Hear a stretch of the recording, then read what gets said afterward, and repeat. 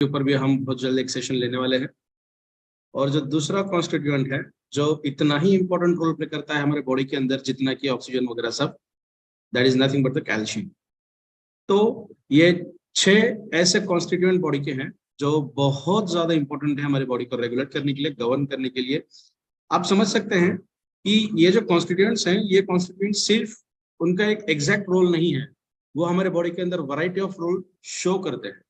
ठीक है, जैसे ऑक्सीजन ना सिर्फ हमारे इलेक्ट्रॉन ट्रांसपोर्ट सिस्टम के अंदर काम करता है, बट अलग अलग एंजाइम्स का कोफैक्टर के तहत काम करता है, नए प्रिकर्सर, नए मॉलिक्यूल को सिंथेसिस करने के लिए काम करता है, उसे बढ़ाने के लिए काम करता है, उसका प्रोडक्शन करने के लिए काम करता है। बहुत सारे रिएक्शन के अंदर वो रहता है, अगर ऑक्सीजन ना रहे तो रिएक्शंस नहीं हो पाती। तो जैसे ये 6 कॉन्स्टिट्यूएंट्स हैं, इनका सिर्फ एक ही रोल नहीं है, तो इनके रोल को अगर हम देखा जाए तो सिर्फ कैल्शियम के ऊपर अगर हमें बात करने की जरूरत पड़े तो लगभग 1 वीक लगेगा सिर्फ और सिर्फ कैल्शियम की इंफॉर्मेशन हमें लेने के लिए। तो आज एक छोटा सा प्रयास रहेगा, अब बहुत कम स्टेपुलेटेड टाइम ड्यूरेशन के अंदर ऑलमोस्ट 45 to 50 मिनट्स के भीतर हम कैल्शियम के ऐसे रोल कुछ समझने वाले हैं जो हमारे बॉडी को गवर्न करने के लिए या फिर हमें जिंदा रखने के लिए इंपॉर्टेंट है। कहने का तात्पर्य यह है कि बहुत लोगों का मुझे फोन आता है, मैसेज आते हैं, सर कि अर्थराइटिस के अंदर बहुत अच्छे रिजल्ट मिलते हैं, न्यूरोलॉजिकल बैरियर्स के अंदर बहुत अच्छे रिजल्ट मिलते हैं। तो ये तो समस्याएं हैं जो हमें दिखती है, कुछ ऐसी भी समस्याएं हैं जो हमें दिखती नहीं है, हम उसे महसूस नहीं कर पाते, बट वो हमारे बॉडी के भीतर होते रहती है। तो उन अलग अलग समस्याओं के लिए भी डिसीजेस, डिसऑर्डर्स हैं या फिर डैमेजेस हो चुका है बॉडी के अंदर, तो उन डैमेजेस के ऊपर भी बहुत अच्छे तरीके से हिबारिस मोर पावर का फंक्शनिंग है। तो अभी हिबारिस मोर पावर के अंदर कैल्शियम तो है, ये सभी को पता है। अपार्ट फ्रॉम दैट, अगर ये नहीं रहता तो अर्थराइटिस के अंदर इतने अच्छे रिजल्ट हमें नहीं मिलते। अगर कैल्शियम अपने प्रोडक्ट के अंदर नहीं रहता तो न्यूरोलॉजिकल बैरियर्स के अंदर इसके रिजल्ट हमें नहीं मिलते। ठीक है, तो अभी वो तो हम आने वाले स्लाइड्स के अंदर देखने ही वाले हैं कि कैल्शियम कहाँ कहाँ से है, किस इंग्रेडिएंट्स के अंदर से मिलता है। मगर अभी ये देखते हैं कि कैल्शियम हमारे बॉडी के भीतर क्या रोल प्ले करता है।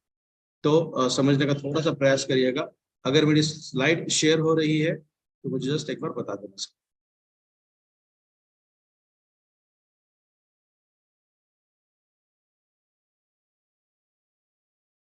क्या मेरी स्लाइड शेयर हो रही है सर? यस, हो रही sir. Yes, thank you so much, thank you. तो आज हम देखने वाले हैं इम्पोर्टेंस ऑफ लिखना रह गया है वहां पे। फिर एक बार मैं सभी से माफी चाहता हूँ, समय का ध्यान रखते हुए ये बहुत बिजी शेड्यूल में ये पीपीटी बनाई है, तो थोड़ा सा प्लस माइनस होने का आशंका इसके अंदर जरूर है। तो आज हम बात करने वाले हैं importance of calcium in our body. So जैसा भी हमने देखा था कि कैल्शियम हमारे बॉडी के अंदर क्या क्या रोल प्ले करता है, तो सबसे इम्पोर्टेंट है कैल्शियम। एज लाइक सभी लोगों को पता है वो हमारे बोन्स के अंदर होता है। तो कैल्शियम जो हमारे बॉडी के अंदर, ये 6 कॉन्स्टिट्यूएंट हैं जो 99% हमारी बॉडी को कंप्राइज्ड करती है, बनाने के लिए सक्षम है। वो है सबसे पहले ऑक्सीजन, हाइड्रोजन, नाइट्रोजन, कार्बन, और उसके बाद आता है कैल्शियम एंड फॉस्फोरस। तो ये जो पहले के हैं OHNC, इसके ऊपर भी आने वाले दिनों में हम एक एक सेशन बनाएंगे, बट ये बहुत ज्यादा बेसिक हैं बॉडी के या फिर बायोलॉजिकल सिस्टम। अगर हम बात करते हैं तो ये 4 कंटेंट 100% वहां प्रेजेंट होते ही हैं, उसके बारे में बात करने की ज्यादा जरूरत नहीं पड़ती। बट अलग कॉन्स्टिट्यूएंट जो है कैल्शियम एंड फॉस्फोरस, उसके बारे में हमें जरूर बात करनी है। तो आज के डेट में हम बात करने वाले हैं कैल्शियम के रिगार्डिंग। सो कैल्शियम जो है हमारे बॉडी का बहुत इंपॉर्टेंट घटक है, ऐसा मिनरल जो हमारे बॉडी को बोन्स को स्ट्रॉन्ग करने के लिए इंपॉर्टेंट रोल प्ले करता है, एंड एक ऐसा मिनरल जो हमारे बॉडी के अंदर और भी ज्यादा अलग अलग फंक्शनिंग रोल प्ले करता है। उसी के साथ साथ calcium is one of the abundant percentage हमारे बॉडी के अंदर। इसका जो परसेंटेज है आने वाले स्लाइड के अंदर हम देखने वाले हैं। कुछ थ्योरीज के हिसाब से ये बताया गया है कि ये हमारे बॉडी के अंदर 2% से रहता है। हमारे बॉडी का जितना भी वेट है उसका 2%। अगर मान के चले कि 100 kgs है तो 2 ग्राम उसके बॉडी के अंदर कैल्शियम रहना चाहिए। कुछ थ्योरीज के हिसाब से यह है, बट कुछ थ्योरीज ऐसे बताती हैं कि दैट इज 1 to 1.5 ग्राम या फिर परसेंटेज के अंदर हमारे बॉडी के अंदर होता है। रिकमेंडेड डेली अलाउंस अगर हम देखें, हमारे बॉडी की जो नीड है बच्चों की बात करें तो उनको ग्राम्स में लगता है, ऑलमोस्ट डेली 1 से 1.5 ग्राम के भीतर बच्चों को लगता है, because they are growing phase. जैसे जैसे उनकी एज बढ़ती रहती है वैसे वैसे उनके बोन्स, उनके मसल्स, इनका जो विकास होता है उस प्रोडक्शन के जरिए, उस एनहांसर्स के अंदर कैल्शियम का रोल बहुत ज्यादा इंपॉर्टेंट है, तो उनके बॉडी के अंदर ज्यादा लगता है। 19 से लेके 40-45 तक जो रिकमेंडेशन है वो है 800 milligram per day, 800 mg। But new science के हिसाब से अगर हम बात करें, हेल्दी फिटनेस की अगर हम बात करें, जो आज के डेट में हम सभी मानते हैं कि precaution is better than cure, correct. Precaution के हिसाब से अगर हम बात करें तो ऑलमोस्ट जो अडल्ट होते हैं अराउंड 19 ईयर से लेके 45-50 एज तक, 45 तक, तो उनका लगता है ऑलमोस्ट 1100 से 1200 मिलीग्राम पर डे। तो कुछ ये अलग अलग थ्योरीज हैं, वो हिसाब से ये मैं आपको ये चीजें बता रहा हूँ। 450 के बियॉन्ड अगर हम देखें तो उनका भी लगभग 1000 से 1100 के भीतर डेली रिकमेंडेशन डोसेज उनके हैं, जो WHO गवर्न करती है। WHO का भी अगर हम स्टेटस देखें या फिर उनकी इंफॉर्मेशन देखें तो वो कुछ सालों के हिसाब से चेंजेस उसके अंदर होने लगते हैं, चेंज होती हैं, तो उसे हम एजलेक स्टैंडर्ड के हिसाब से हम मेंटेन करते हैं। तो ये तो रहा डेली अलाउंस जो हमारे बॉडी को नीड है। तो यहाँ पे जो 2% लिखा है इज नॉट एग्जैक्ट अमाउंट, कुछ जर्नल के हिसाब से फ्लक्चुएशन है, जिसके बारे में भी हमने यहाँ पे डिस्कस किया है। ऑलमोस्ट जो कैल्शियम का परसेंटेज है जो हमारे बॉडी के अंदर है वो 99% है हमारे बोन्स एंड टीथ के अंदर। जो हमारे बोन्स है वो 100% कैल्शियम से बनती हैं, और जो हमारे टीथ हैं, जो हमारे दांत हैं, वो भी कैल्शियम से बनती हैं। तो मैक्सिमम जो परसेंटेज है वो हमारे बॉडी के अंदर पाया जाता है बोन्स एंड टीथ के अंदर। अभी देखते हैं इसके फिजियोलॉजिकल फंक्शन। फिजियोलॉजिकल फंक्शन का मानना ऐसा होता है कि हमारे बॉडी के अंदर वो क्या क्या फिजियोलॉजिकल रोल प्ले करता है।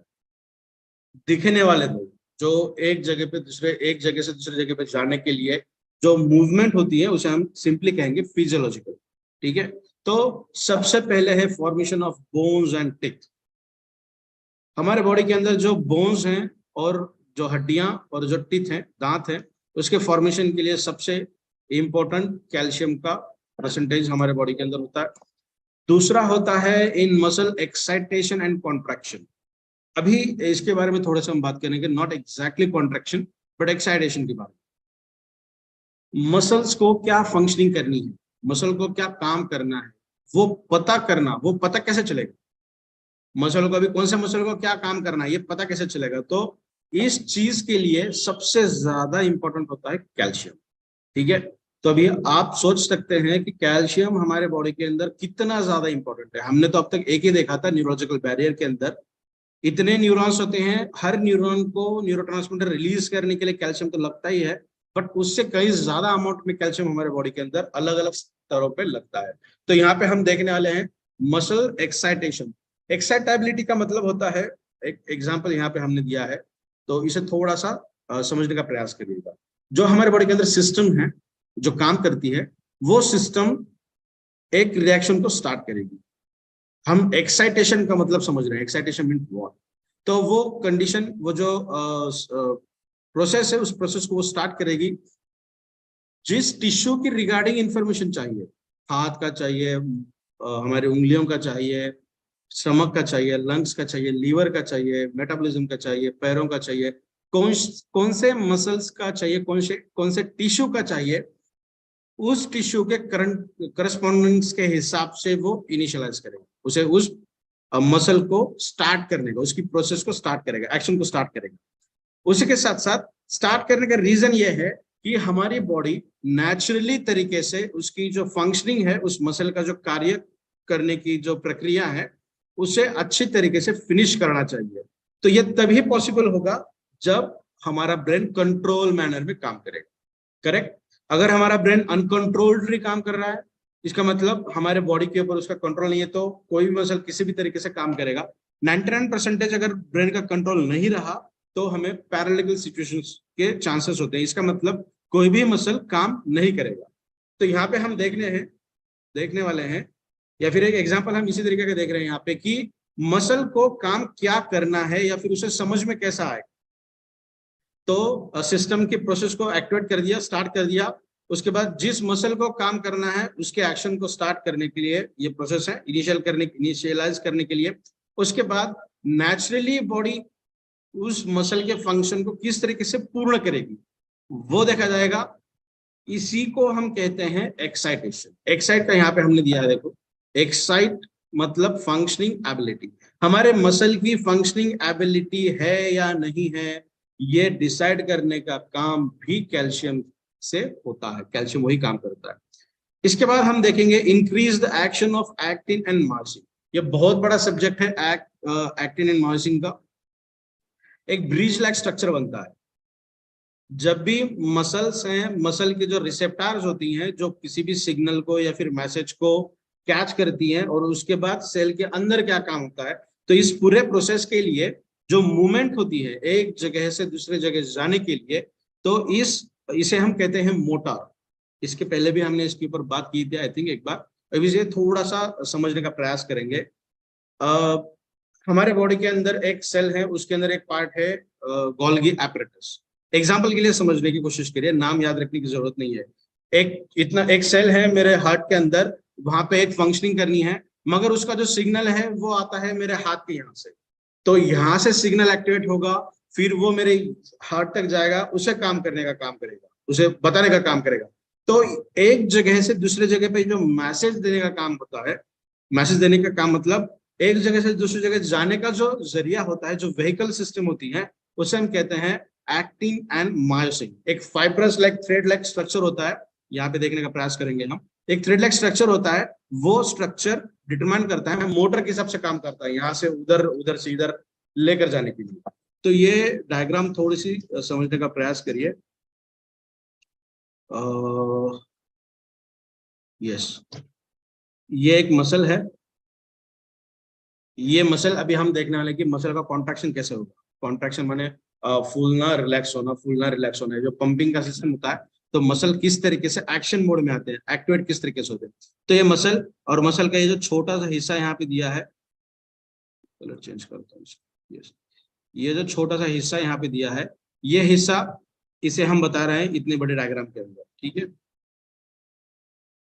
ओके, तो यहाँ पे आप देख पाओ, ये न्यूरॉन, यहाँ पे एक न्यूरॉन बताई गई है, यहाँ पे एक न्यूरॉन बताई गई है। इसका भी हमें कोई लेना देना नहीं है, हमें सिर्फ देखना है कि कैल्शियम का रोल मसल्स के अंदर किस तरीके से है। इसके बारे में हम आने वाले स्लाइड्स के अंदर बात ही करने वाले हैं। तो ये एक तरीके का, इस तरीके के न्यूरॉन्स होते हैं हमारी, सॉरी मसल की सेल्स होती हैं। ये ट्यूब लाइक स्ट्रक्चर बनती है यहाँ पे, इसे हम कहते हैं टी ट्यूब लाइक स्ट्रक्चर। ये आप देख पाओ तो ये टी के जैसा दिख रहा है, ठीक है।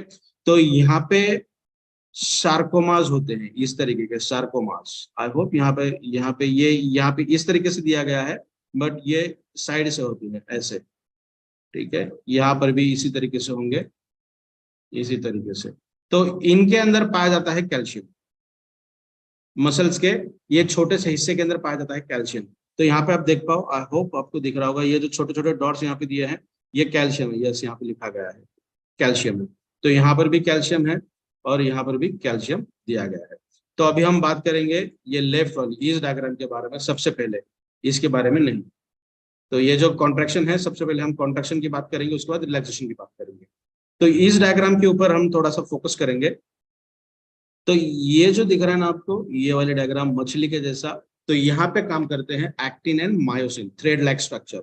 कैल्शियम तो रिलीज हो गया, तो उस जैसे ही कैल्शियम यहाँ से रिलीज होगा तो यहाँ पे कैल्शियम को एक्वायर किया जाएगा, पकड़ लिया जाएगा, और यहाँ से फिर मसल्स को कॉन्ट्रैक्शन के लिए भेजा जाएगा। तो मसल हमारी कॉन्ट्रैक्ट हो गई, ये मसल हमारी फूल गई, बढ़ गई, एनहांस हो गई, फंक्शन खत्म हो गया हमारे सेल का, मसल का। तो अभी रिलैक्स होना चाहिए। तो रिलैक्स होने के लिए क्या होगा, रिलैक्सेशन के लिए ये जो कैल्शियम यहाँ पे था, तो ये कैल्शियम यहाँ से ऊपर चला गया।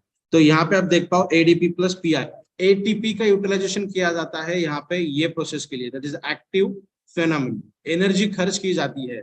और इसीलिए जब भी मस्कुलर लेवल का काम करना पड़ता है, फॉर एग्जाम्पल स्पोर्ट्समैन हो या फिर बॉडी लिफ्टिंग का काम कर रहे हैं, जिम में जा रहे हैं, या फिर कोई भी फिजिकल वर्क आप कर रहे हैं, तो आपकी एनर्जी खर्च क्यों की जाती है, बिकॉज मसल्स जब एक्साइटेशन में आते हैं, मसल जब उनका काम करते हैं, तो वहां पे कैल्शियम उसे बाइंड होता है, और कैल्शियम बाइंड होने के लिए एटीपी खर्च करनी पड़ती है। इसका मतलब एनर्जी को खर्च किया जाना चाहिए। और जब तक एनर्जी खर्च की नहीं जाती तब तक वो मसल्स बढ़ते नहीं है। और इसीलिए पैरालिटिकल सिचुएशन के अंदर ये सभी चीजें एज इट इज प्रेजेंट होती है, सिर्फ हमारा ब्रेन कंट्रोल नहीं कर पाता, वहां पे वर्क नहीं कर पाता। तो इसका मतलब कैल्शियम पड़ा हुआ है, आपकी वर्किंग नहीं हो रही है, एनर्जी खर्च नहीं की जाती है, इसी वजह से वहां पे मसल डेवलप नहीं है। ठीक है, तो हम ऐसा भी समझ रहे हैं कि नॉर्मल कंडीशन के अंदर एक्साइटेशन हो रहा है, फिजिकल एक्सरसाइज हो रही है और वहां पे एनर्जी खर्च की जा रही है, और जैसी एनर्जी खर्च की जाती है तो ये कैल्शियम वहां पे बाइंड होते हैं और मसल को फूलने का काम करते हैं।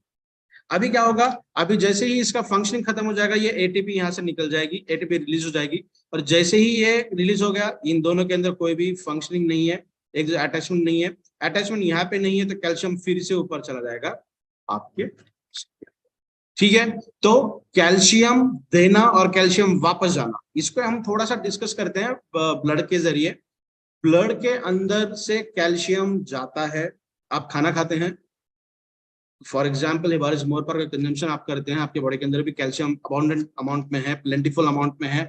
वो कैल्शियम जैसा हम बताते हैं कि 5 से 7 मिनट है, उसे आप यूज करते हैं आपके सलाइवा के अंदर, तो डायरेक्टली गट रीजन से एब्जॉर्ब होता है, ब्लड के अंदर जाता है और आपके इंटर सेल के अंदर जाता है। इसका मतलब कैल्शियम का जो प्रोसेस है, जो एक जगह से दूसरी जगह पे जाता है, तो उसका जो व्हीकल सिस्टम है, ट्रांसपोर्ट सिस्टम है, वो है ब्लड। तो ब्लड के अंदर से कैल्शियम एक जगह से दूसरी जगह पे जाता है, फंक्शनिंग होने के बाद उस जगह से फिर से ब्लड के अंदर हमारा कैल्शियम आता है। इसका मतलब जब भी हम ब्लड टेस्ट करते हैं तो उसके अंदर कैल्शियम का परसेंटेज आता ही है। ठीक है, तो ये तो था छोटा सा प्रयास ये सब चीज मुझे बताने का। आई होप ये आपको समझ में आई होगी चीज। तो कैल्शियम का जो रोल है वो मसल्स के कॉन्ट्रैक्शन एंड रिलैक्सेशन के अंदर है, मोर देन रिलैक्सेशन, कॉन्ट्रैक्शन के अंदर। ठीक है, इसके बाद it regulates permeability of the cell membrane.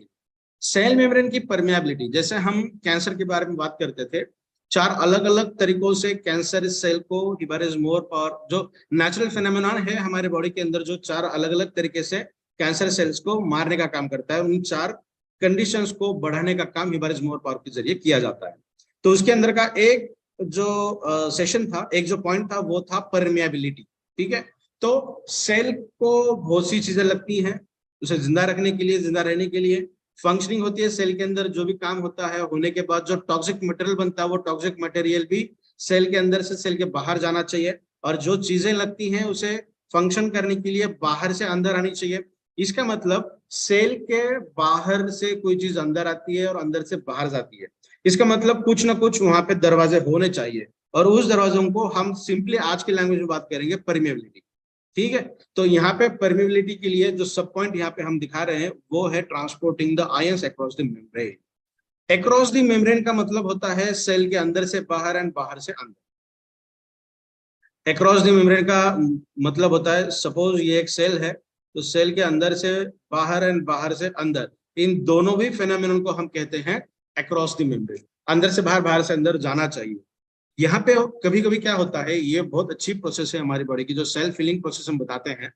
Suppose करिए कोई सेल के अंदर थोड़ा सा डैमेज है या फिर फंक्शनिंग उसकी प्रॉपर नहीं हो पा रही है, तो ऑस्मोसिस एक प्रोसेस होती है, ऑस्मोसिस एक प्रोसेस होती है।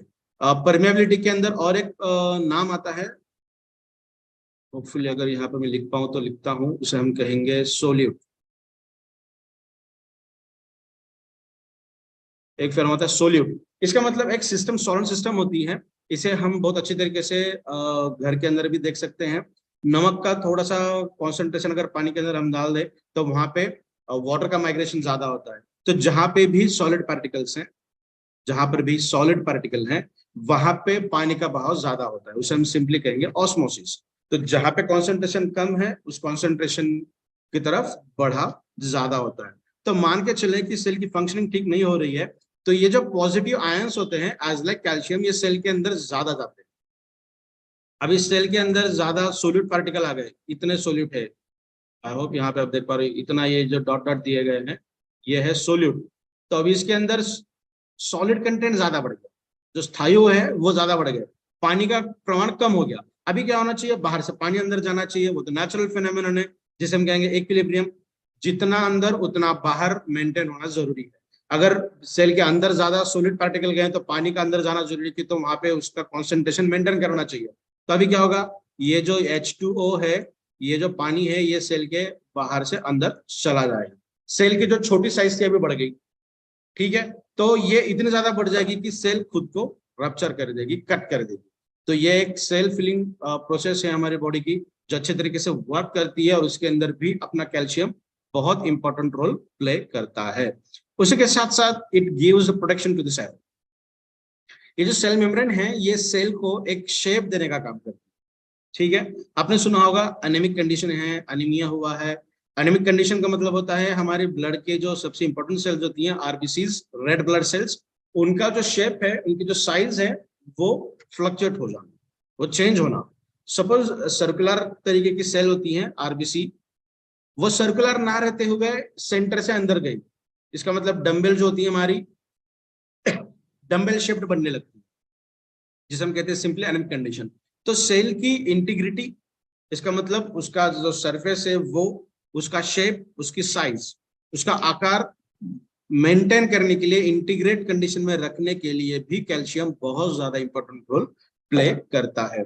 ना सिर्फ सेल की शेप, सेल की साइज, बट सेल के अंदर जितने भी ऑर्गेनेल्स हैं जो काम करते हैं, उन सभी ऑर्गेनेल्स को प्रोटेक्ट करने का, उनको प्रोटेक्शन देने का काम भी कैल्शियम के जरिए किया जाता है। उसके बाद it causes excitation and secretion of exo and endocrine glands. तो ये थोड़ा सा इंपॉर्टेंट पॉइंट है आज की डेट में समझने के लिए।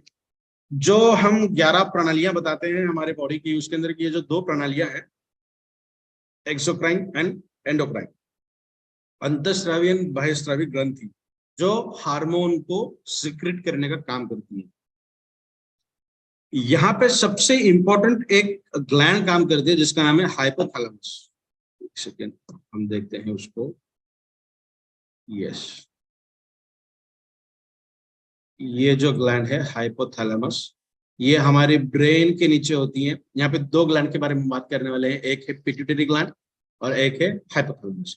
हाइपोथैलेमस यहाँ पे होती है, जो हमारे ब्रेन से थोड़ा सा निचले हिस्से में, जहाँ पे हम टीका लगाते हैं, वहां पे वो बहुत ज्यादा फंक्शनिंग रोल में काम करती है। जैसे हमने बोला था कि हमारे ब्रेन को रेगुलेट करने के लिए जो 4 हार्मोन है, ऑक्सीडेशन, सेरोटोनिन, डोपामाइन, तो इनके रेगुलेशन के लिए भी ये हाइपोथैलेमस काम करती है। तभी हम बात करते हैं थोड़ा सा ये जो एक्साइटेशन है एंडोक्राइन ग्लैंड का। सिंपली हम बात करें, जो हार्मोन तैयार होने चाहिए, जैसा अभी यहाँ पे एग्जांपल भी देखने वाले हैं हम थायराइड का। जैसे थायराइड के हार्मोन के अंदर इम्बैलेंस हो गया, T3, T4 या TSH है, उसका अमाउंट 10 चाहिए, वो 10 नहीं है, वो 5, 6, 7 इतना है।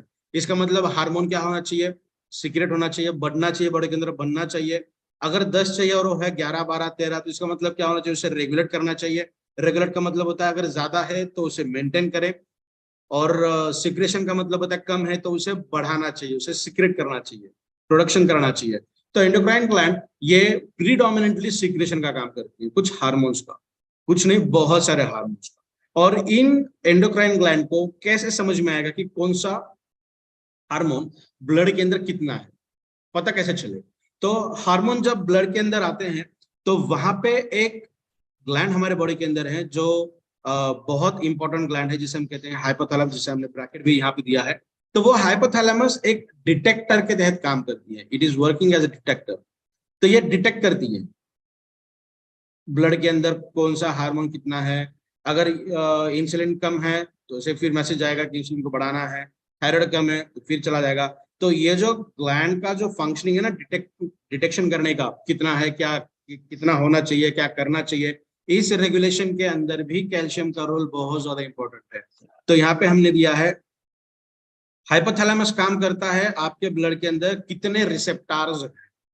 रिसेप्टार का मतलब होता है, अभी एक छोटा सा एग्जांपल देखेंगे हम। सपोज ये एक रिसेप्टार है इस तरीके का, वाई वाला, और एक सर्कुलर तरीके का एक मॉलिक्यूल है, और एक इस तरीके का रिसेप्टार है, एक इस तरीके का रिसेप्टार है।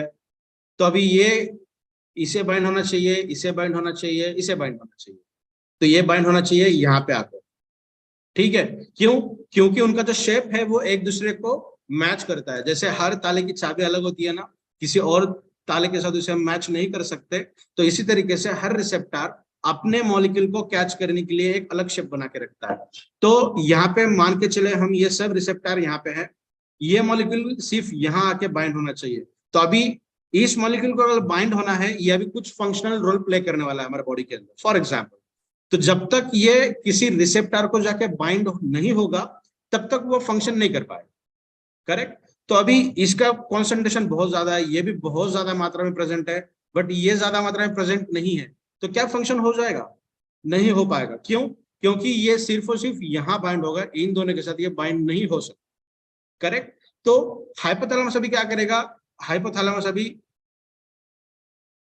Just a moment, yes, hypothalamus अभी क्या करेगा? ऐसे वाले रिसेप्टर को चेक करेगा कि ब्लड के अंदर इसका अमाउंट कितना है। अगर डिक्रीज्ड कंडीशन में है, कम है, तो इसे ये बढ़ाने का काम करेगा। अभी इसे बढ़ाने के लिए ये किसे ऑर्डर देगा? तो ये काम करता है पिट्यूटरी लोब को। पिट्यूटरी ग्लैंड जो होती है उसके दो फंक्शनिंग देखने वाले हम। एक फंक्शनिंग लोब के तहत, एक फंक्शनिंग हम देखने वाले हैं एंटेरियर पिट्यूटरी का। तो इतना ज्यादा डिटेल में बात करने के बजाय हम सीधा पिट्यूटरी के बारे में बात करेंगे। तो हाइपोथैलेमस क्या करेगा? पिट्यूटरी को मैसेज देगा कि भाई ऐसा कुछ यहाँ पे ये मॉलिक्यूल आया है, बट उसका जो रिसेप्टर है वो कम है, अभी आगे की प्रोसेस आप करिए। तो पिट्यूटरी क्या करेगी? जो अभी थायराइड की हम बात करेंगे, तो थायराइड वाले ग्लैंड को बोल देगी कि थायराइड वाले ग्लैंड को बोल देगी कि यार तुम्हारे रिसेप्टर कम है यहाँ पे, तो उसे बढ़ाना चाहिए। इंसुलिन है, इंसुलिन के रिसेप्टर को बोलेगी कि यार इंसुलिन आने वाला है, या फिर इंसुलिन का यहाँ पे अमाउंट है बट रिसेप्टर नहीं है, तो इंसुलिन आके बाइंड नहीं, ठीक है, जो डायबिटिक पेशेंट के अंदर आमतौर पे देखने मिलता है। और हमने ये बहुत अच्छी तरीके से डिस्कस भी किया है हमारे डायबिटिक वाले सेशन के अंदर। तो यहाँ पे पिट्यूटरी वो कंसर्न ग्लैंड को मैसेज दे देगी और अपने रिसेप्टर की जो अमाउंट है वो अमाउंट ठीक तरीके से ब्लड के अंदर मेंटेन भी हो जाती है। तो इस पर्टिकुलर प्रोसेस के अंदर कैल्शियम का रोल बहुत ज्यादा है, वो एक्साइटेशन एंड सिक्रीशन के लिए काम करता है। तो आप समझ सकते हैं कि कैल्शियम ना सिर्फ न्यूरोलॉजिकल के लिए, ना सिर्फ बोन्स के लिए, ना सिर्फ टीथ के लिए, बट हमारी एंटायर बॉडी के फंक्शनिंग के लिए भी काम करता है। तो अब ये हार्मोन्स, ये एक्साइटेशन जो है, ये जो एंडोक्राइन ग्लैंड है, ये कौन से हार्मोन को सीक्रेट करने का काम करेगी? तो सबसे इंपॉर्टेंट है इंसुलिन। इंसुलिन के सीक्रेशन के लिए भी काम करती है। वैसोप्रेसिन, ये हमारे कार्डियोवास्कुलर के लिए बहुत इंपॉर्टेंट एक हार्मोन है जो वैसोडायलेशन के लिए काम करता है। मान के चलें कि हमारी ब्लड वेसल है, हार्ट के लिए भी एक सेशन हम आई थिंक हमने लिया है, नहीं लिया, हम लेंगे एक सेशन जरूर। तो हार्ट की जो कैपिलरीज होती हैं, जो ब्लड सेल्स हैं, सॉरी वेसल्स हैं, ब्लड वेसल, वो बहुत छोटी है, तो उनको थोड़ा सा बड़ा करने के लिए कुछ हार्मोन्स लगते हैं। तो पता चले कि ये थोड़ा सा बड़ा हो गया और यहाँ से ब्लड फ्लो अच्छी तरीके से जाए, तो इसे हम कहते हैं वैसोडायलेशन। तो एक सिंपली अमाउंट में कार्डियोवास्कुलर के लिए वैसोप्रेसिन काम करता है। और इसके लिए पैराथायराइड हार्मोन, ये एक थायराइड ग्लैंड का बाय प्रोडक्ट है जो थायराइड के लिए काम नहीं करता, उसके कुछ अलग फंक्शनिंग है, बट वो एक्यूमुलेट किया जाता है थायराइड के अंदर। तो ना सिर्फ अलग अलग हार्मोन, बट इतने ज्यादा इंपॉर्टेंट ऑर्गन हार्मोन्स जो हमारे बॉडी के लिए सबसे ज्यादा इंपॉर्टेंट है, जैसे कि इंसुलिन है कार्डियोवास्कुलर, ये डायबिटीज के लिए, कार्डियोवास्कुलर ये पैराथायराइड, थायराइड ग्लैंड का एक बाय प्रोडक्ट। तो यहाँ पे ये इसको मेंटेन करने के लिए भी कैल्शियम का रोल बहुत ज्यादा है। तो यहाँ पे हमने अभी एक एग्जांपल के तहत यहाँ पे बात करेंगे थायराइड के लिए। सो अभी एक एंडोक्राइन ग्लैंड है, अभी थायराइड की शिकायत है, या फिर हम यहाँ पे ये भी अंदाजा लगा सकते हैं कि हमारे बॉडी के अंदर ऐसी क्या परिस्थिति उत्पन्न होती है जिस वजह से हमें किसी भी तरीके का हार्मोनल इम्बैलेंस का सामना करना पड़ सकता है। तो अगर पॉसिबल हो तो यहाँ समझने का प्रयास करिए। तो एंडोक्राइन ग्लैंड है जो सिक्रेशन का काम करेगी, ऑब्वियसली जैसा हमने बताया। एक्सोक्राइन है तो सिक्रेशन का काम नहीं करेगी, वो रेगुलेट करने का काम करेगी, कम करने का काम करेगी। एंडोक्राइन अंतःस्रावी, अंतःस्रावी क्या करेगी? वो स्रावने का काम करेगी, इसका मतलब प्रोडक्शन करने का काम करेगी। तो ये TRH, ये जो थायरोट्रोपिन रिलीजिंग हार्मोन है, उसे मैसेज भेजेगी। ये TRH जो थायरोट्रोपिन रिलीजिंग हार्मोन है, वो मैसेज दे देगा TSH, that is thyroid stimulating hormone. Stimulate करना मतलब प्रोडक्शन के लिए तैयार हो जाना, फिर प्रोडक्शन की शुरुआत कर देना। किसकी? कौन से प्रोडक्शन की? थायराइड के हार्मोन को स्टिमुलेट करने के लिए ये काम करेगा। जैसे ये अपना काम शुरू करता है, ये एक मैसेज दे देगा थायराइड हार्मोन को, जो थायराइड हार्मोन काम करेगी T3 को सीक्रेट करने का, प्रोडक्शन करने का, ब्लड के अंदर डंप करने का। T4 को करेगी MIT को एंड DIT को रिस्पेक्टिवली। तो थायराइड क्या क्या काम करेगा, थायराइड ग्लैंड क्या क्या काम करेगी, जब उसको ये एहसास होगा, जब उसको ये सिग्नल आएगा, जब ये मैसेज आएगा कि मुझे T3 का भी सिक्रेशन करना है, T4 का करना है, MIT का करना है, DIT का करना है, तो ये बताने के लिए जो प्रोसेस ओवरऑल है, उस प्रोसेस को गवर्न करने का, उस प्रोसेस को चलाने का काम किया जाता है एंडोक्राइन ग्लैंड से। और एंडोक्राइन ग्लैंड को ये बताने का काम किया जाता है कैल्शियम के कॉन्सेंट्रेशन। सो कैल्शियम वहां पे बहुत शानदार तरीके से काम करता है। Next, the function of the calcium is releasing of neurotransmitters, जो हर बार हम बात करते आए हैं, आज भी उस छोटे से डायग्राम के ऊपर हम बात करेंगे। तो ये जो है न्यूरोट्रांसमीटर को रिलीज करने का काम यहाँ पे किया जाता है। अब तक तो हमने ये बोला था कि ये जो न्यूरॉन्स है, इस न्यूरॉन के यहाँ से न्यूरोट्रांसमीटर बाहर जाने के लिए कैल्शियम को अंदर जाना बहुत ज्यादा जरूरी है, करेक्ट। यहाँ पे हम थोड़ा सा डीप बात करेंगे। ये जो न्यूरॉन्स हैं, इनके जो एंड्स होते हैं ना, यहाँ पे 3 प्रोसेस होती है। जैसा भी ये जो यहाँ पे आप गैप देख पा रहे हैं, इस गैप को हम बोलते हैं synaptic cleft, correct, synaptic cleft. तो इस सिनेप्टिक क्लेफ्ट में आने से पहले का जो हिस्सा होता है ये वाले प्रोसेस में, इसे हम कहेंगे प्री सिनेप्सिस या फिर प्री सिनेप्टिक प्रोसेस।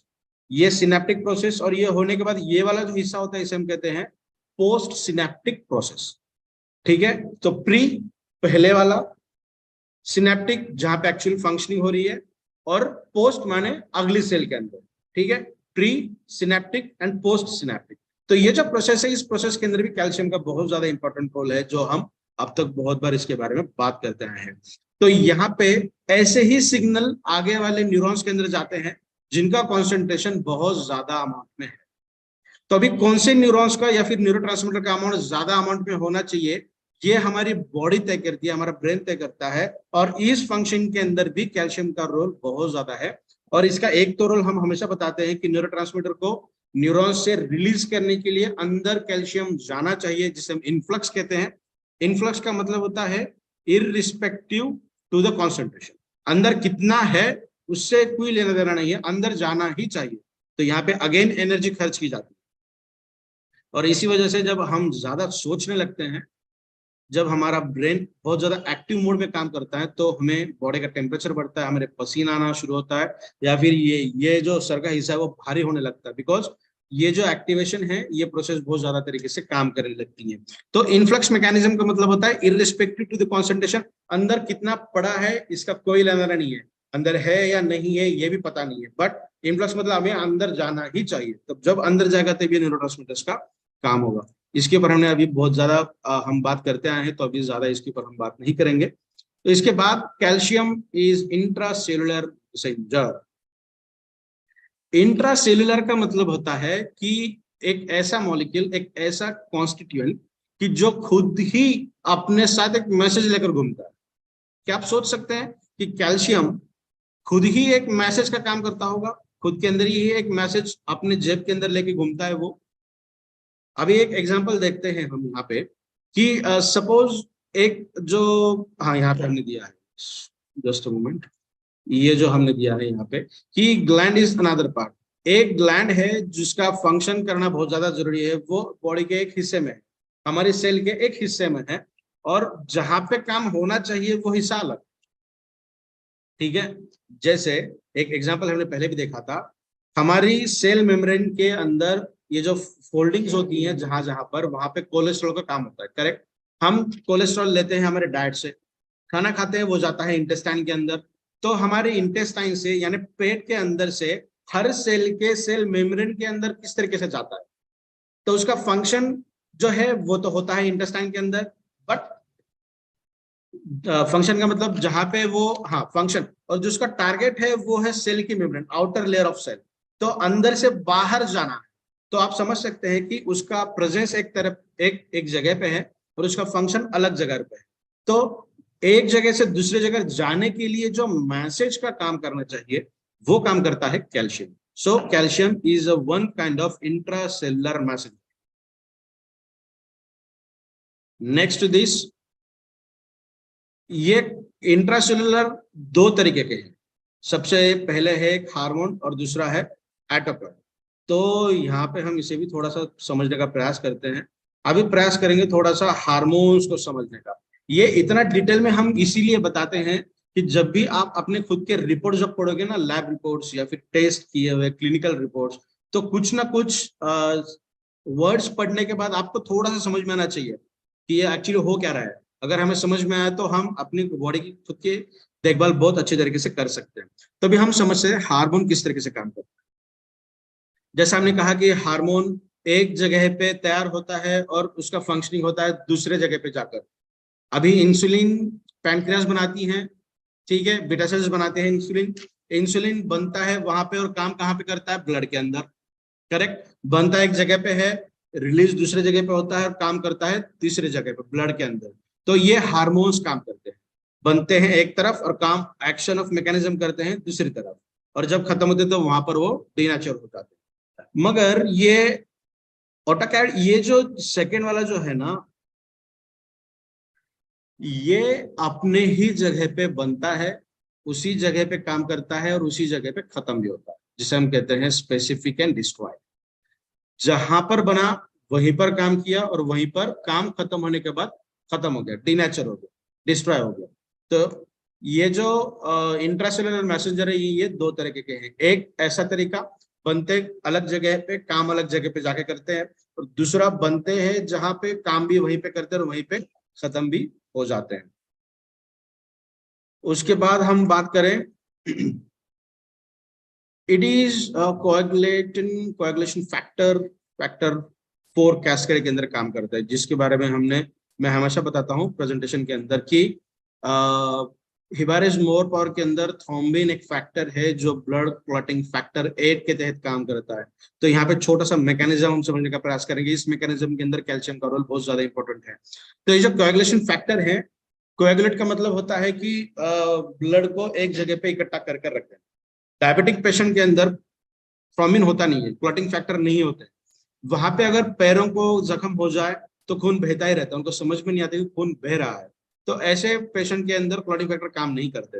और मुझे बहुत अच्छा लगता है बताते हुए कि अगर हिबारिस मोर पावर का सेवन कोई डायबिटिक पर्सन कर रहा है, तो उनके बॉडी के अंदर ये जो ब्लड कोएगुलेशन फैक्टर है या फिर कोएगुलेटिंग मैकेनिज्म है, वो नॉर्मल पर्सन के हिसाब से काम करेगी। उसका रीजन हम अभी देखने वाले हैं। तो यहाँ पे calcium binds with prothrombin, calcium के ऊपर पॉजिटिव चार्ज होता है। और ये जो प्रोथ्रोम्बिन होता है ना, ये प्रोथ्रोम्बिन एक प्रिकर्सर मॉलिक्यूल है थ्रोम्बिन, थ्रोम्बिन का पहले का प्रोथ्रोम्बिन। तो ये जो प्रोथ्रोम्बिन है, ये निगेटिव चार्ज है ये, और ये एक फैक्टर है जिसे हम कहेंगे निगेटिवली चार्ज मॉलिक्यूल है। वो factor second, factor 7, factor 9, factor 10, इसे रोमन लैंग्वेज में ही लिखा जाता है, इसी के अंदर लिखना चाहिए। 1 से लेकर 10 तक ब्लड क्लॉटिंग फैक्टर्स हैं। 1 से 2, 2 से 3, 4, ये कैस्केड है, इसे हम कहेंगे कैस्केड। एक जगह से दूसरा, दूसरे से तीसरा, चौथा, एक दूसरे को ज्वाइन होने के बाद नया बनता है, फिर किसी जगह पे कट होता है तो दूसरे के साथ जाके अटैच होता है, दूसरा फंक्शन करता है। तो ये कैस्केड है। तो इस कैस्केड के अंदर कैल्शियम का बहुत ज्यादा इंपॉर्टेंट रोल है। कि क्या रोल है? ये जो प्रोथ्रोम्बिन है, ये प्रेजेंट होता है factor second, factor 7, factor 9 and factor 10 के अंदर। तो इनके अंदर का ये तब थ्रोम्बिन के अंदर जाएगा, जिसे हम कहेंगे फैक्टर 8। ये तब जाएगा जब वो कैल्शियम के साथ बाइंड होगा। अगर कैल्शियम बॉडी के अंदर नहीं है तो आपके बॉडी के अंदर थ्रोम्बिन नहीं बन सकता। ठीक है, अब यहाँ पे देख सकते हैं कैल्शियम है, प्रोथ्रोम्बिन के साथ बाइंड हो गया और क्या बन गया? थ्रोम्बिन, जिसे हम कहते हैं factor 8, that is blood clotting factor 8, जो आपके बॉडी के अंदर ज्यादा खून बहने के पहले ही ऐसे मेश लाइक नेटवर्क बना देता है, जाली के जैसा बना देता है, जाके आरबीसी यहाँ पे जाके अटक जाए, ऐसे वाले पोजीशन के अंदर बाहर नहीं निकल पाए। तो ऐसा नेटवर्क बना के रखेगा तो आरबीसी यहाँ पे आके अटैच हो जाएगी। तो ये जो नेटवर्क है, तो नेट जैसा, जाली जैसा, इस नेटवर्क को बनाने के लिए क्लॉटिंग फैक्टर 8 रिस्पॉन्सिबल है। ये तभी बनेगा जब कैल्शियम बाकी फैक्टर के साथ आके बाइंड होगा। इसी के साथ साथ इनएक्टिवेशन ऑफ डिफरेंट एंजाइम्स। तो कैल्शियम जो है वो बहुत सारे, यहाँ पे प्लस है एक्चुअली, ये डैश जैसा हम यहाँ पे ऐसे डैश देते हैं, ऐसा डैश यहाँ पे दिया गया है, तो यहाँ पे प्लस करना रह गया है, सॉरी फॉर दैट अगेन। तो ये जो कैल्शियम है, ये काम करता है अलग अलग एंजाइम्स के एक्टिवेशन के लिए। तो यहाँ पे सबसे पहला एंजाइम हम बात करने वाले हैं कैल्शियम मैग्नीशियम एटीपीएज मॉलिक्यूल। तो ये जो है कैल्शियम का जो ट्रांसपोर्ट आता है एक जगह से दूसरे जगह पे, वो ट्रांसपोर्ट करने के लिए एक एंजाइम की जरूरत पड़ती है और उस एंजाइम का नाम है कैल्शियम मैग्नीशियम एटीपीएज। एटीपी का मतलब होता है हमारी बॉडी का एनर्जी, एडेनोसिन ट्राइफॉस्फेट हमारी बॉडी की एनर्जी है। तो यहाँ पे एनर्जी यूज की जाती है कैल्शियम को एक जगह से दूसरे जगह पे पहुंचाने के लिए। और again another factor is magnesium, जिसके रिगार्डिंग हमने बहुत पहले बात भी की है कि मैग्नीशियम का रोल क्या क्या हमारे बॉडी के अंदर होता है। तो यहाँ पर भी उसका रोल है। तो कैल्शियम मैग्नीशियम बाइंड होते हैं और एक जगह से दूसरी जगह पे कैल्शियम का माइग्रेशन करने के लिए ये रोल प्ले करते हैं। इसी के साथ साथ दूसरा जो मॉलिक्यूल है वो है एडेनिलेट साइक्लेज। ये एक ऐसा मॉलिक्यूल है, ऐसा एंजाइम है जो हमारे बॉडी के अंदर ऑलमोस्ट 75 to 80% एंजाइम्स के अंदर काम करता है, फंक्शन के अंदर काम करता है ये एंजाइम एडेनिलेट साइक्लेज। यहाँ पे एटीपी जो है उसका साइक्लिक एएमपी के अंदर इसका कन्वर्जन किया जाता है। जब जब एटीपी का कन्वर्जन इस सीएएमपी के अंदर होता है तब तब वहां फॉस्फेट का काम होता है।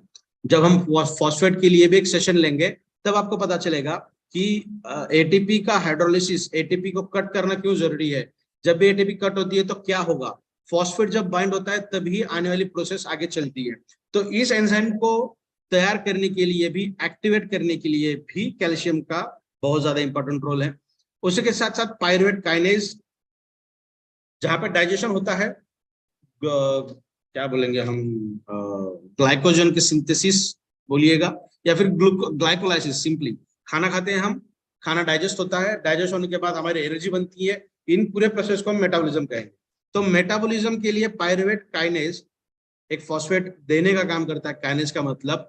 तो ये एंजाइम बहुत ज्यादा इंपॉर्टेंट है। ये एंजाइम अगर नहीं रहा तो ग्लाइकोलाइसिस नहीं होगा, मतलब आपके बॉडी के अंदर एनर्जी प्रोडक्शन 100% नहीं होगा। तो इस एंजाइम को प्रोड्यूस करने के लिए भी कैल्शियम का रोल बहुत ज्यादा इंपॉर्टेंट है। Again glucagon synthase, glycogenesis. Glycogen हमारे बॉडी का बहुत हार्ड पार्ट होता है, जो मसल को जो स्ट्रेंथ मिलती है ना, जो हार्डनेस मिलती है, जो बॉडी बिल्डर है मसल को टच करोगे तो बहुत हार्ड लगता है, और जो नॉर्मल पर्सन है उनके मसल्स थोड़े से स्मूथ लगते हैं। ये जो हार्डनेस एंड स्मूथनेस का काम है वहां पे, ये सिंपली बता रहा हूँ, इज नॉट इंटैक्ट, ये एज इट इज नहीं है, समझने के लिए मैं बता रहा हूँ। तो ये जो मसल की हार्डनिंग होती है ना, तो इस मसल की हार्डनिंग के लिए जो स्ट्रेंथ देने का काम करता है वो है ग्लाइकोजन। तो इस ग्लाइकोजन के सिंथेसिस के लिए जो हार्मोन लगता है, दैट इज ग्लूकागॉन सिंथेज, वहां पर भी कैल्शियम का बहुत ज्यादा इंपॉर्टेंट रोल है। तो कैल्शियम हमारे बॉडी के अंदर बहुत ज्यादा इंपॉर्टेंट है ही। अभी हम ये देखेंगे कि हमारे बॉडी के अंदर ये रेगुलेशन किस तरीके से होता है। ब्लड या फिर सीरम का जो कैल्शियम लेवल होना चाहिए वो होना चाहिए 9 से लेकर 11 मिलीग्राम पर डेसीलीटर mg/dl। तो होना चाहिए 9 से 11 के बीच में, थोड़ा सा फ्लक्चुएट 8 से लेकर 12 तक भी फ्लक्चुएट अगर है तो ये ठीक है, बट मोर इंटैक्ट जो रेफरेंस के तौर पे हम बात करते हैं वो है 9 से लेकर 11 तक। और हमारे बॉडी ब्लड के अंदर या फिर सीरम के अंदर इसका कॉन्सेंट्रेशन हमें पता चलता है। अभी ब्लड के अंदर भी इसका कॉन्सेंट्रेशन कैसे कैसे होगा, कि हमारे बॉडी के अंदर कैल्शियम कैसे कैसे प्रेजेंट होगा, कहाँ कहाँ पर। तो सबसे पहले 50% calcium is present in free form. Ionised form का मतलब होता है वो आयन है, उसके ऊपर चार्ज है, फ्री है वो, 50% फ्री है। अभी आप कोरिलेट कर सकते हो, क्यों है, न्यूरोलॉजिकल बैरियर्स के लिए, न्यूरॉन्स के लिए कैल्शियम लगता है। अगर कैल्शियम किसी और के साथ जाके मिक्स हो गया तो क्या वो काम करेगा न्यूरोलॉजिकल बैरियर के अंदर, नहीं काम कर सकता। तो उसे फ्री फॉर्म में रहना बहुत ज्यादा जरूरी है। तो 50% कैल्शियम हमारे बॉडी के अंदर फ्री फॉर्म में प्रेजेंट होता है अलग अलग काम करने के लिए। 40% जो कैल्शियम है वो प्रोटीन के साथ बाइंड होता है।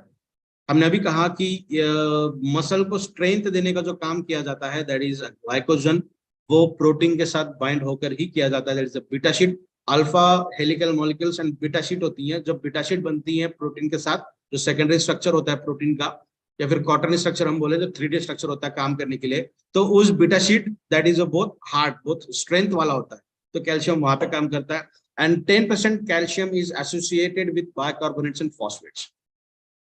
जहां पर भी फॉस्फेट का काम है या फिर कार्बोनेट का काम किया जाता है, कैल्शियम कार्बोनेट हमारे बॉडी के अंदर प्रेजेंट होता है different types of carbon, bicarbonate के अंदर भी वो प्रेजेंट होता है। तो अलग अलग कार्बोनेट्स के साथ, फॉस्फेट्स के साथ भी उसका एसोसिएशन हो सकता है हमारे बॉडी के अंदर। तो यहाँ पे समझने वाली बात यह है, जब भी हम आर्थराइटिस की बात करते हैं, मैं हमेशा सभी लोगों को ये बताता हूँ कि जब आर्थराइटिस के लिए आप कंजम्पशन करते हैं हिबारिस मोर पावर का, तो आपको सनलाइट के अंदर 15 से 20 मिनट या फिर आधा घंटा चलना बहुत ज्यादा जरूरी है।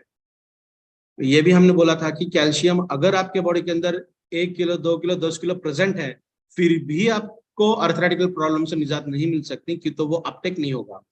जब जब विटामिन डी आपके बॉडी के अंदर एक्टिव फॉर्म में है, तब तब कैल्शियम एब्जॉर्ब किया जाएगा। इसका मतलब कैल्शियम का जो एब्जॉर्प्शन है वो तभी पॉसिबल है जब विटामिन डी आपके बॉडी के अंदर है। अभी विटामिन डी का मतलब, यहाँ पे एक वर्ड है विटामिन डी का जो एक्टिव फॉर्म है, कैल्सिटरॉल। उतना ज्यादा टेक्निकल बात नहीं करते हैं हम बात करते हैं vitamin D3, that is a functional, ये सभी लोगों को पता है। तब विटामिन डी जब फंक्शनिंग प्रोसेस में होता है, तभी only at the time calcium आपके इंटेस्टाइन के अंदर से एब्जॉर्ब किया जाएगा, आपके बोन को देने के लिए, टिथ को देने के लिए, न्यूरोलॉजिकल बैरियर को देने के लिए, कहीं पर भी पहले एब्जॉर्ब तक किया जाए, ये तभी होगा जब विटामिन डी आपके बॉडी के अंदर प्रेजेंट है। उसके बाद पैराथायराइड हार्मोन, ये थायराइड ग्लैंड का काम है। तो ये पीटीएच जो है, पैराथायराइड हार्मोन, ये काम करता है मिनरल डीमिनरलाइजेशन। ये जो मिनरल फॉर्म में जो प्रेजेंट होता है कैल्शियम, उसे डीमिनरलाइजेशन के लिए काम करता है। उसी के साथ साथ ये जो एब्जॉर्प्शन है ना इंटेस्टाइन से, तो ये एब्जॉर्प्शन बढ़ाने के लिए भी काम करता है पैराथायराइड या फिर हार्मोन। जो पीटीएच लिखा है वो विटामिन डी की जो इफिशियंसी है, जो एब्जॉर्ब करता है कैल्शियम को, उसकी एब्जॉर्प्शन कैपेसिटी को बढ़ाने के लिए काम करता है पीटीएच। तो आप समझ सकते हैं कि कैल्शियम आपके बॉडी के अंदर कितना अमेजिंग रोल प्ले करता है, कितना इंपॉर्टेंट है।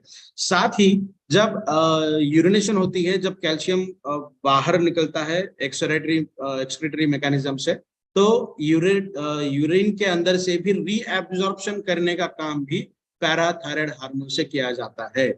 अगर आपके बॉडी के अंदर थायराइड ग्लैंड में प्रॉब्लम है, एक तो T3, T4 या TSH के अंदर प्रॉब्लम तो हो ही सकती है, उसी के साथ साथ पीटीएच के अंदर अगर प्रॉब्लम है, तो इसका मतलब आपके बॉडी के अंदर कैल्शियम डिफिशियंसी होने की चांसेस बहुत ज्यादा है।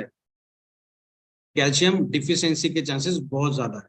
क्यों ज्यादा है? क्योंकि कैल्शियम को अपटेक करने के लिए, एब्जॉर्ब करने के लिए जो इंपॉर्टेंट रोल जो हार्मोन प्ले करता है, उसका ही कॉन्सेंट्रेशन कम हो जाएगा।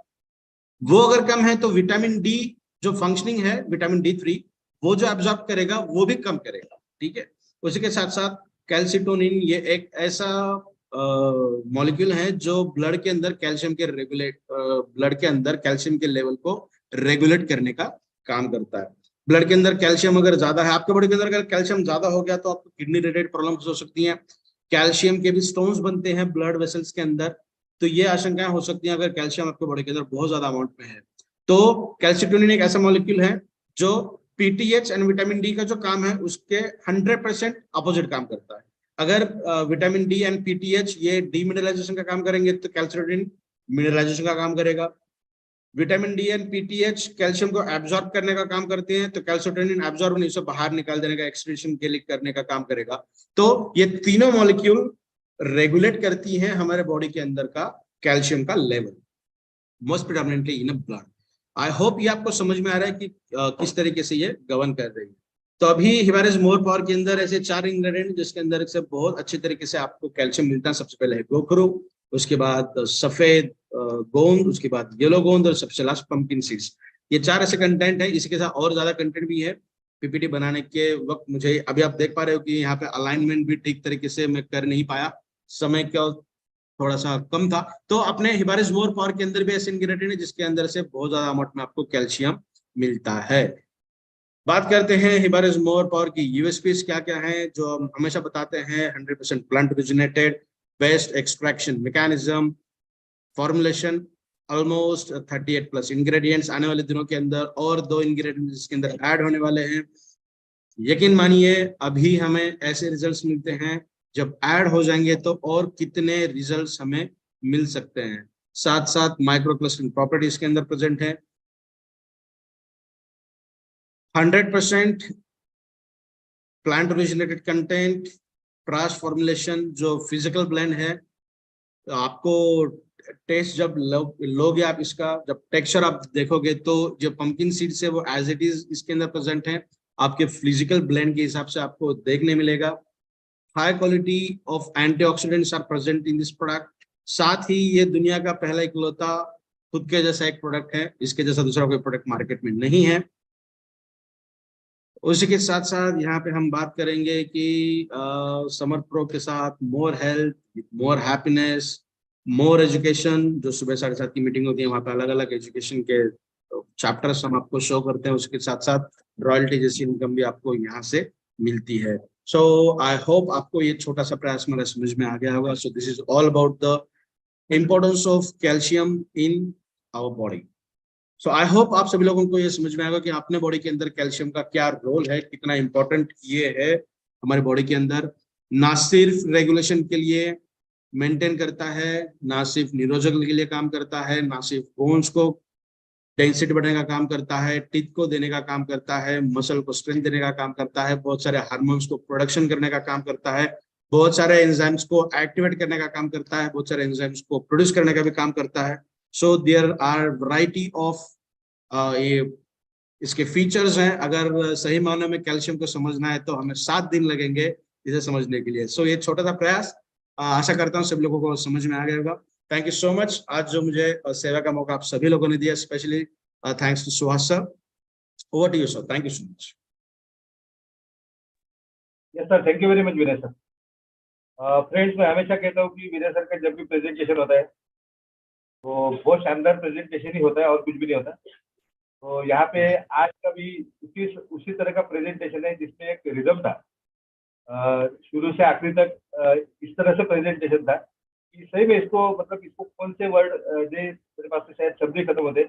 बहुत सही और प्रॉपर नॉलेज विनय सर आज आपने जो सोडियम के बारे में दिया और उसके हिमालयन फॉर किस तरह से उसका हिमालयन फॉर का क्या रोल हो सकता है, ये सारी चीजें हमारे बॉडी में मेंटेन करने के लिए बहुत शानदार तरीके से प्रेजेंटेशन था विनय सर आपका।